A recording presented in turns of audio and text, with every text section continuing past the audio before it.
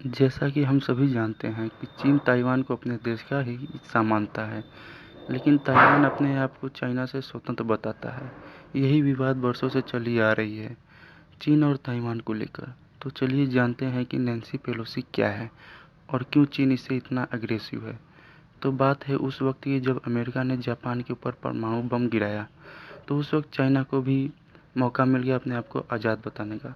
तो उसी वक्त चीन भी आज़ाद हो गया, तो चाइना और ताइवान एक ही देश घोषित हुआ।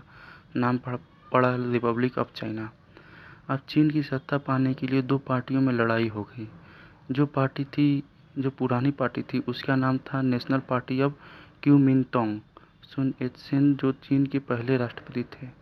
और चीन कई शेख जो कि विपक्ष में था, वो हारने के बाद ताइवान चले गए। उन्होंने अपना अलग देश बनाया जो कि ताइवान है। उन्होंने अपने देश को स्वतंत्र बताया, अपना अलग पार्टी बनाया। उस टाइम चीन ताइवान को मिलाना चाहता था, लेकिन ताइवान समुद्र से घिरा होने के कारण चीन असफल रहा, क्योंकि चीन के पास 1949 में उतना साधन नहीं था जिससे वो इस काम को अंजाम दे सके।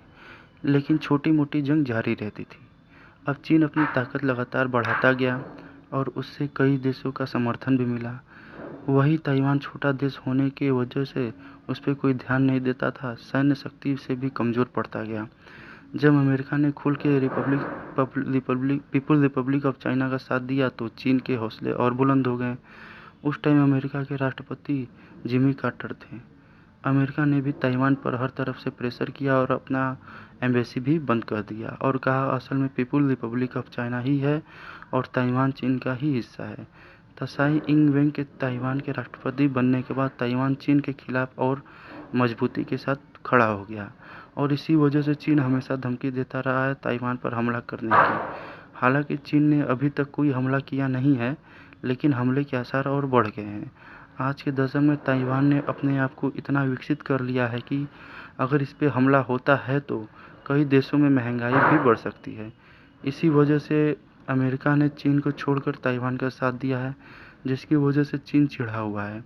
82 साल की नैन्सी पेलोसी के दौरे की वजह से चीन ने ताइवान को धमकी दे डाली है। इसका अंजाम बुरा होगा और हुआ भी। ताइवान के क्षेत्र में 21 लड़ाकू जहाज़ें दिखाई दी, जिसे ताइवान भी हैरान हो गया। ये तब हुआ जब नैन्सी का दौरा खत्म हुआ। अब आगे देखना यह है कि इन दोनों देशों में शांति स्थापित होती है या नहीं। अगर हमला होता है तो इसका अंजाम भारत को भी भुगतना पड़ेगा। वजह यह है कि ताइवान के साथ बहुत अच्छे रिलेशन होने के कारण व्यापार समझौता भी हुआ है, जिसके वजह से वहाँ से जो कुछ भी सामान आता है और महंगा हो जाएगा। जी धन्यवाद।